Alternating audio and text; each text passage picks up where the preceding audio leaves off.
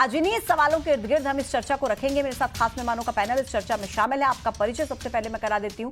धनंजय प्रताप सिंह, वरिष्ठ पत्रकार, हमारे साथ कनेक्ट है। मोहन सिंह राठौर, विधायक बीजेपी के, हमारे साथ जुड़ गए हैं। संतोष सिंह गौतम, कांग्रेस के प्रवक्ता, कनेक्ट हैं। आभा सिंह, अधिवक्ता सुप्रीम कोर्ट की, हमारे साथ कनेक्ट हैं। निरंजन पोद्दार, राजनीतिक विश्लेषक, हमारे साथ कनेक्ट है। आप सभी का बहुत बहुत स्वागत है।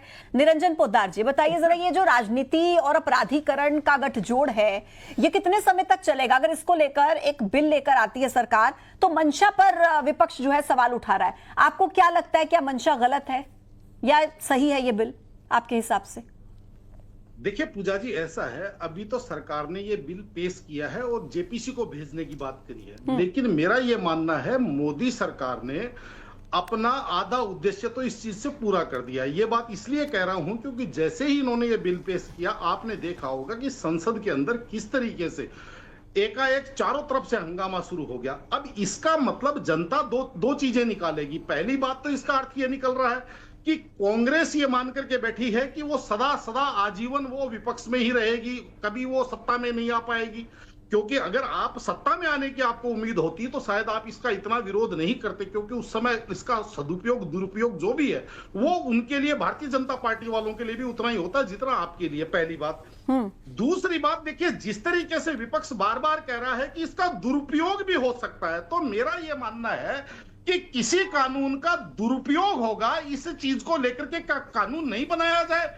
जिस तरीके से महिलाओं के खिलाफ अपराध को लेकर के कानून बनाए गए, आज कौन इस चीज से इनकार कर सकता है कि उन कानूनों का कहीं ना कहीं दुरुपयोग भी होता है, चाहे दहेज कानून हो, चाहे दुष्कर्म कानून हो, चाहे आप ये समझ लीजिए जितने कानून है उनके अंदर दुरुपयोग की गुंजाइश कौन से कानून में नहीं है।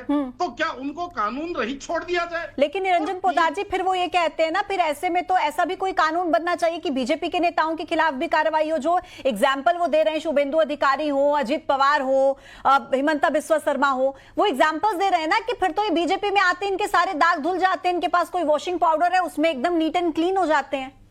देखिए पूजा जी, ऐसा है, एक होता है जबानी जमा खर्च, एक होता है कागज से कागज को लड़ाना। अगर आप बात करेंगी तो मैं एक आपको इतिहास बात बताना चाहता हूं कि मोदी सरकार तीसरे टर्म में है और इनके ऊपर प्रत्यक्ष रूप से किसी भी प्रकार का कोई भ्रष्टाचार का आरोप चिपका नहीं है। अगर इसी के पहले हम यूपीए सरकार की बात करें तो कनिमोझी और ए राजा के ऊपर जो एफआईआर दर्ज हुई थी वो सुप्रीम कोर्ट और हाई कोर्ट के आदेशों से हुई थी, क्योंकि सीएजी ने जिस तरीके से जांच करी और जो जनहित याचिकाएं वहां पे गई उनके ऊपर मुकदमा दर्ज करने का आदेश जारी हुआ था।